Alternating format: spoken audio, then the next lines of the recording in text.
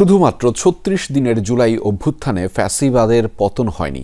বিগত ১৬ বছরের স্বৈরাচার বিরোধী আন্দোলনে হতাহত সবাই ভবিষ্যতে জাতীয় বীরের মর্যাদা পাবেন। গুলশানে বিএনপি চেয়ারপারসনের কার্যালয়ে এসব কথা বলেছেন দলের স্থায়ী কমিটির সদস্য সালাউদ্দিন আহমদ। জুলাই অভ্যুত্থান সহ বিগত আন্দোলনে আহতদের চিকিৎসা সহায়তায় আমরা বিএনপি পরিবারের পক্ষ থেকে আর্থিক সহায়তা প্রদান অনুষ্ঠানে যোগ দেন তিনি। সালাউদ্দিন আহমদ বলেন, জুলাই শহীদদের সংখ্যা নিয়ে সরকার এবং জাতিসংঘের তথ্যে পার্থক্য রয়েছে।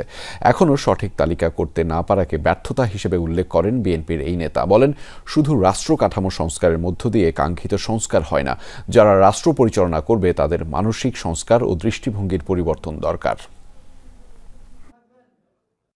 রাষ্ট্র কাঠামোর সংস্কারের মধ্য দিয়ে কাঙ্ক্ষিত মানবিক রাষ্ট্র ব্যবস্থা আসলে অর্জিত হয় না।